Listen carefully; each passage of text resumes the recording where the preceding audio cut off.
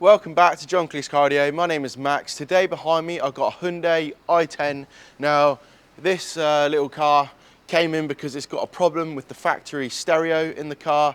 It's a great deal of money to upgrade it or replace it with the main dealer. We found a solution which is cheaper and actually gives the customer more features. It's quite common that the stereos go down on these little cars, and unfortunately they can't even be repaired, because we can often repair certain stereos depending on what issues they have. It's about a 14 to 17 plate vehicle. I'm going to just jump inside. We've done the installation already. Let's show you what it looks like. Here we have Apple CarPlay.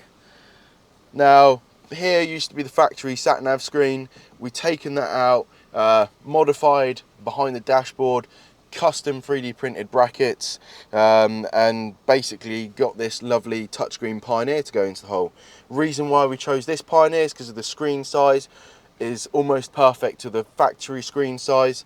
There would usually be some buttons down the side of this Pioneer, however they've been covered up so that we didn't have to make some modifications to this fascia, which would have been hard to keep the edges very clean.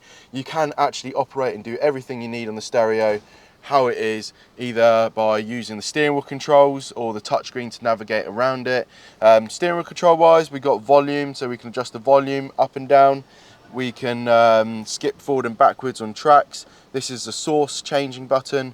This is a mute button, which is function as a mute button. And we've got our phone buttons here, these two, that will pick up the call and also hang up the call. So it's integrated very nicely. Also the factory DAB aerial has been retained, so there's no extra DAB antennas. There is a little microphone up here which is required for people to hear you on the phone nicely, and the stereo has a USB.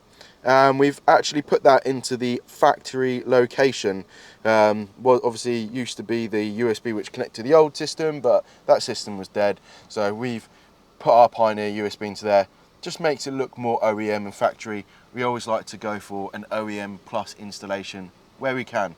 So just a little look around the Pioneer. Real nice touchscreen, very easy to use. Apple CarPlay is fantastic. You've got all the things that most people are going to need today, which is like your phone calls, mapping, music, messaging, and yeah, really that is probably most of it, to be honest. All the things that you would need while driving, all easy at your fingertips. You've got split screen if you want to have your maps and a bit of music information, but navigation is going to be way better on this type of head unit than any factory navigation, because factory navigation it's always out of date and slow, whereas Apple, Waze, Google Maps, they're always updating, and they're just much better types of navigation, smartphone nav. So that is sort of what Apple CarPlay looks like. It all works wirelessly on this nice capacitive screen, and it's real nice to look at. It's nice and crisp and easy to use. You do also have wireless Android Auto for Android users, and we do also have obviously DAB, which I mentioned. We can use the steering wheel controls to flick through to the DAB source, and you can actually go back to the home screen from CarPlay, but I found that was a little bit easier actually. So you've got a couple options to move between DAB and CarPlay, and here's what the DAB radio screen looks like. You'd select up here to find your stations that are available, and let's just say we want a bit of smooth. Click on that, get that playing. It's playing.